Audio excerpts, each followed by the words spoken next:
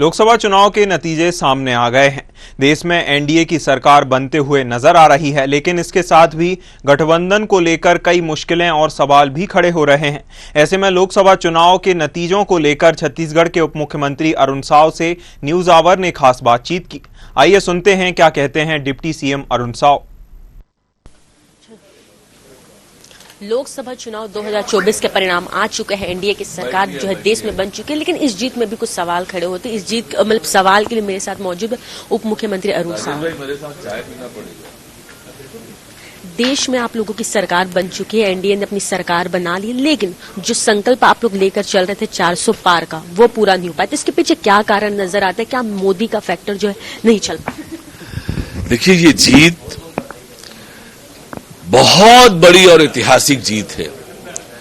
1962 के बाद किसी प्रधानमंत्री को तीसरी बार बहुमत के साथ सरकार बनाने का अवसर मिला है। अकेले भारतीय जनता पार्टी को पूरी इंडी गठबंधन से अधिक सीटें मिली है और इसलिए ये जीत बहुत बड़ी और ऐतिहासिक जीत है। और ये भ्रष्टाचार के खिलाफ जो लड़ाई है उसकी जीत है। देश की जनता ने नरेंद्र मोदी जी को आशीर्वाद दिया है विकसित भारत के निर्माण के लिए, नए संकल्प और नई उम्मीदों के साथ देश को आगे बढ़ाने के लिए। तो ये बहुत बड़ी जीत है, ऐतिहासिक जीत है। उत्तर प्रदेश में सबसे ज्यादा आप लोगों को उम्मीद थी, कहा जा रहा था कि जो राम को लाएंगे हम उनको आएंगे, लेकिन आप लोग अयोध्या भी नहीं जीत पाए। तो इसके पीछे क्या एक बड़ी वजह सामने आती है? मैंने कहा कुछ राज्यों में हमारे अपेक्षा के अनुरूप परिणाम नहीं आए हैं, तो अनेक ऐसे क्षेत्र हैं जहां पर बहुत बड़ी और ऐतिहासिक जीत हुई है। उड़ीसा की जीत छोटी मोटी जीत नहीं है कि 21 में से 19 लोकसभा की सीटें हमने जीती और बहुमत के साथ हमारी सरकार उड़ीसा में बनने जा रही है। अरुणाचल प्रदेश में तीसरी बार हमारी सरकार बनने जा रही है। मध्य प्रदेश, उत्तराखंड, हिमाचल में पूरी की पूरी सीटें भारतीय जनता पार्टी ने जीती है। केरल में हमने जीत दर्ज की है। साउथ के अनेक राज्यों में बड़ी जीत दर्ज की है। तो ऐसे ये चुनाव को जब समग्र रूप से देखेंगे तो इस चुनाव में भारतीय जनता पार्टी और एनडीए को बहुत बड़ी जीत और ऐतिहासिक जीत मिली है।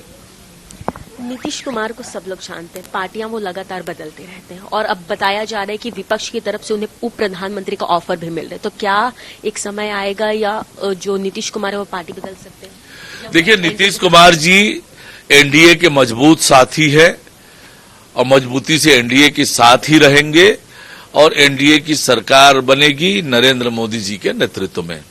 छत्तीसगढ़ में आप लोगों ने 11 लोकसभा सीटें जीतने का जो है दावा किया था, 1 सीटें बच गई, लेकिन जो बेहतर प्रदर्शन जो है भारतीय जनता पार्टी का रहा। लेकिन जो कांग्रेस पार्टी है, कांग्रेस पार्टी के जो दिग्गज जो मंत्री रहे थे वे सब हार चुके हैं। छत्तीसगढ़ में भारतीय जनता पार्टी की जीत बहुत बड़ी जीत है, बहुत ऐतिहासिक जीत है। 11 में से 10 सीटें हमने जीती है। अंतर भी देखे, बड़े अंतरों से जीता है। और जबकि कांग्रेस ने अपने सारे बड़े नेताओं को चुनाव के मैदान में उतारा था, सब के सब जनता के द्वारा नकारे गए, सब लोग पराजित हुए।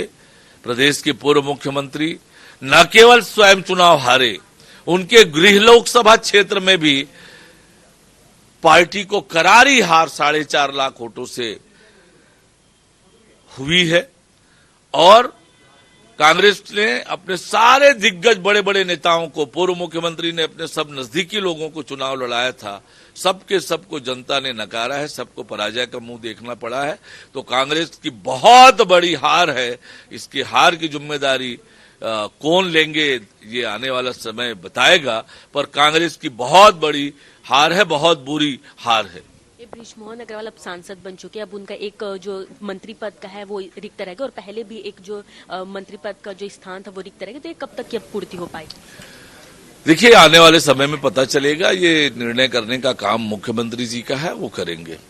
तो ये मेरे साथ मौजूद थे उप मुख्यमंत्री अरुण साव जी। उन्होंने बताया कि ये जो जीत है भारतीय जनता पार्टी की जो है बहुत बड़ी जीत है और एनडीए की सरकार जो गठबंधन में थी वो सबकी एक बहुत बड़ी जीत है। कैमरा पर्सन मनोज के साथ जिज्ञासा चंद्रा, न्यूज़ आवर रायपुर।